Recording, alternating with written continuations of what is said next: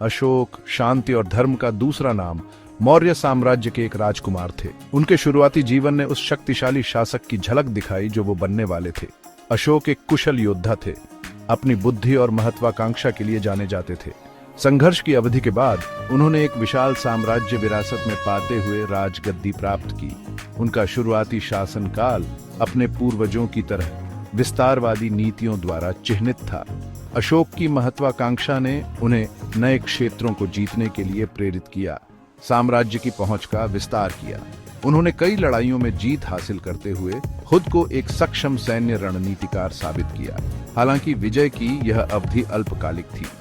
कलिंग युद्ध अशोक के जीवन की एक महत्वपूर्ण घटना, सत्ता और शासन के प्रति उनके दृष्टिकोण को हमेशा के लिए बदल देगी।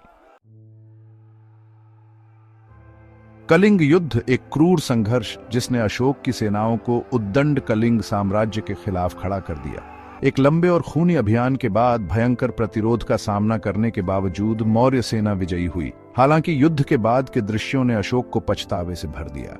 अनगिनत मृत और घायलों का दृश्य, गोलीबारी में फंसे नागरिकों की पीड़ा ने सम्राट को गहराई से प्रभावित किया। युद्ध की भयावहता अशोक के विवेक पर भारी पड़ी।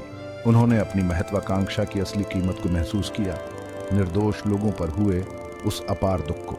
इस एहसास ने अशोक के चरित्र और शासनकाल में एक गहरा परिवर्तन लाया।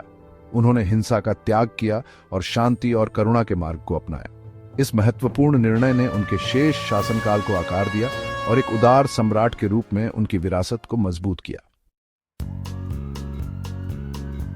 कलिंग युद्ध अशोक के जीवन में एक महत्वपूर्ण मोड़ साबित हुआ।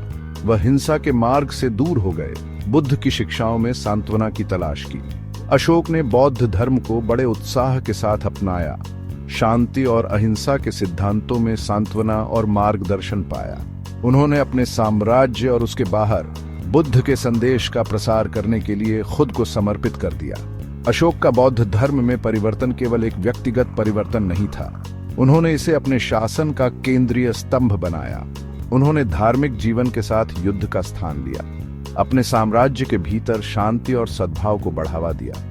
उन्होंने अपनी प्रजा को विचार, शब्द और कर्म में धर्म के मार्ग पर चलने के लिए प्रोत्साहित किया।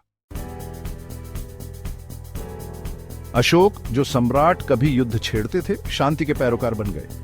उन्होंने सैन्य अभियानों की जगह तीर्थ यात्राओं से ले ली, बौद्ध धर्म के संदेश को दूर दूर तक फैलाया।